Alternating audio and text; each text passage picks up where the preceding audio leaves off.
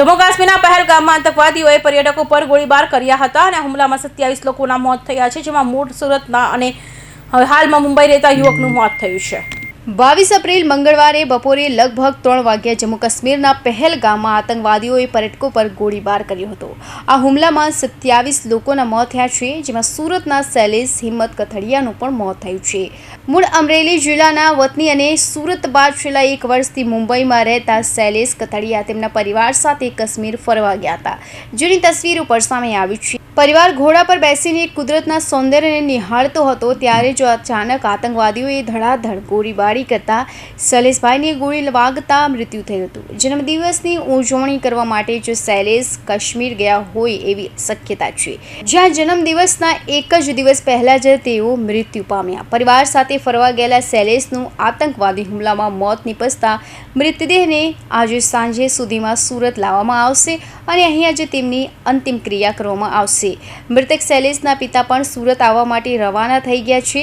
44 વર્ષીય શૈલેષભાઈ હિંમતભાઈ કથડિયા તેમની પત્ની શીતલ કથડિયા, પુત્રી નીતિ અને પુત્ર નક્ષત્ર સાથે મુંબઈથી કાશ્મીર ફરવા ગયા હતા। અચાનક જ આતંકવાદીઓ દ્વારા ધડાધડ ગોળીબારી કરતા કથડિયા પરિવારના 4 સભ્યોમાંથી મોભી આવ્યા શૈલેષભાઈને ગોળી वागता मृत्यु થઈ હતું। પરિવારના અન્ય સભ્યો સહી સલામત છે।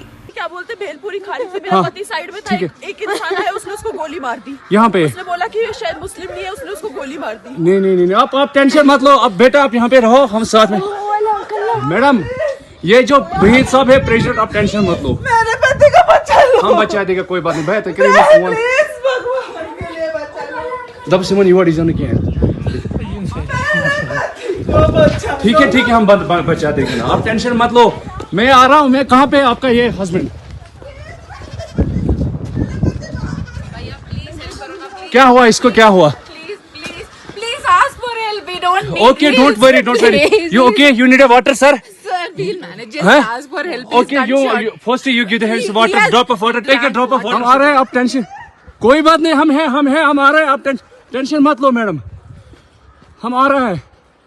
मैंने खुदाया कहाँ पे आपका बेटा, कहाँ पे है? कोई बात नहीं, हम इनके साथ हैं। ये प्रेसिडेंट है ना वही साहब, ये यूनियन का प्रेसिडेंट है, ये साथ में, आपको कोई टेंशन नहीं। मैडम आप कोई टेंशन मत ले, हम साथ में हैं। अरे मैडम ये प्रेसिडेंट साथ आया है, आपको किसी चीज का डरने का नहीं, हम साथ में। आपको किसी को क्या हुआ है? નામ રમેશભાઈ ધીરુભાઈ ટાકેચા।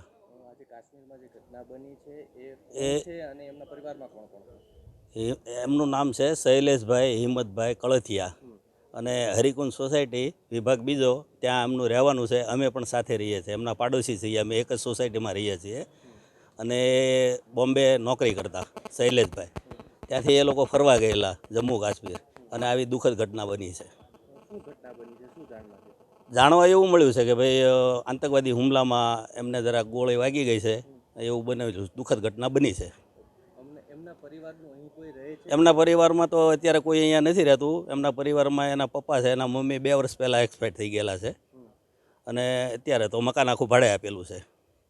અને હિંમતભાઈ જે એના પપ્પા છે એ ધુફણિયા રહે છે, દામનગર તાલુકો, જિલ્લો અમરેલી, સૌરાષ્ટ્રમાં રહે છે। હાજી આવ્યા બધા પોલીસવાળા, મીડિયાવાળા, તો હું તો અહીં જોવા આવી, મારા છોકરા ક્યાં છે એમ થઈ અહીં બધા સોડા વિડીયો ઉતારતા હતા મકાનનો, બધી વાતો કરતા હતા।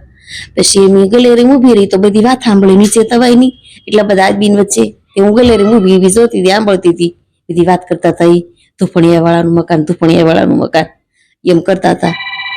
અને તઈ ખબર પડી કે આ એના છોકરાનો આવી રીતે બન્યું, એમ આવો બનાવ બન્યો। કાશ્મીર ફરવા ગયા તે આતંકવાદીએ હુમલો કર્યો એમ। દાદા દેશમાં રહેશે, છોકરો ના રહેતો, છોકરીઓ 4 સાસરે છે, એકનો એક દીકરો હતો બિચારા, એ વયો ગયો। માણસો બહુ સારા રેડી હતા, સ્વભાવ સારો હતો।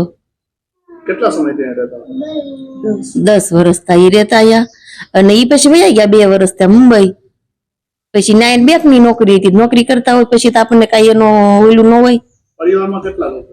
એ 2 છોડી છોકરો ને 2 ઈ 4 ને એક દાદા 5, છોકરીઓ 4 સાસરે, અને બા તો માસી તો ઓફ થઈ ગયા 2 વર્ષ થયા।